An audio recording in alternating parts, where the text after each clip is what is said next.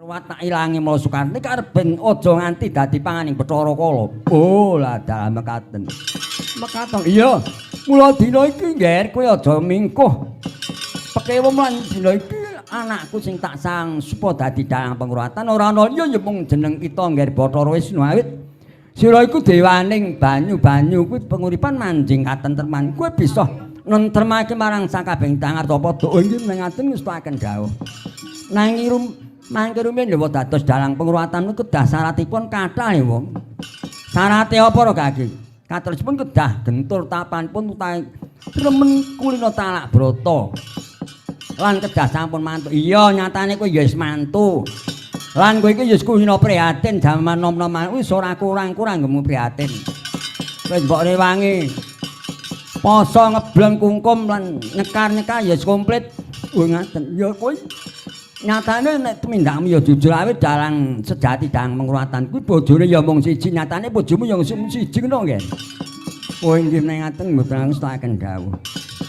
Aturipun dados dalang penguratan kedah tasih turun dalang. Ah nyatane kuwi isih turun dalang. Kowe kuwi turun saka pengging mutu swargi simbah Gandamartaya kuwi dalang jaman Sinun ping 10 kuwi dalang kondang. Mbahmu Gandamartaya kuwi nurunake ibumu nurunke kowe iki isih turun dalang. Mbahmu buyut sing Semarana. Sanggran mbangakku Mbah Gandayasa utawa Mbah Ndadisih kuwi ya dalang kondang. Kowe iki isih turun dalang. Oh nggih mengaten mboten ngastakaken dawuh. Mangke men dalang penguratan kedah komplit. Syaratipun kedah gadah gamelan wayang.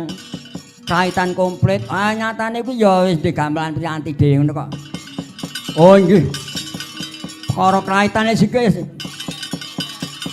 iki rombongan iki wis rombongane Kulina Amra iki Mas Tarno, Mas Mul, Mas Manto.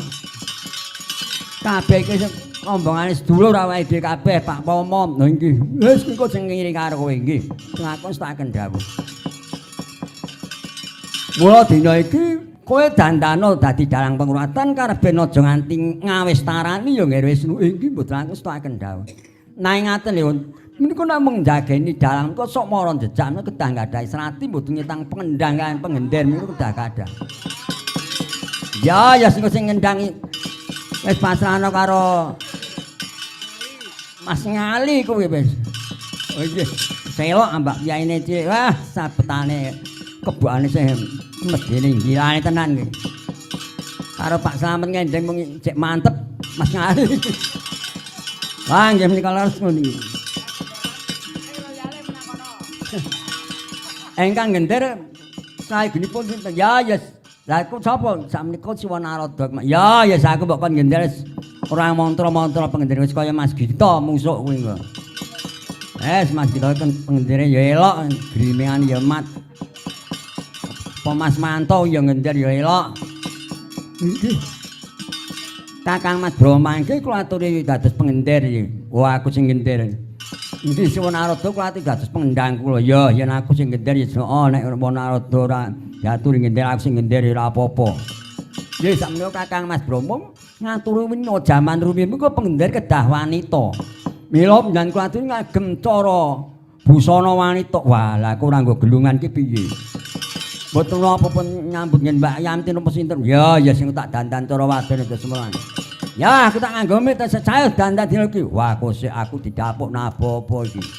Aku tak ngegong. Wah mboten ngegong. Wis gong-gong ae ngungkul Mas Tarno iki. Ora sakjane nggih. Bathara Bayu kita ndak dadekake dadi juru pambigaling lagu. Kowe dandana dadi bocah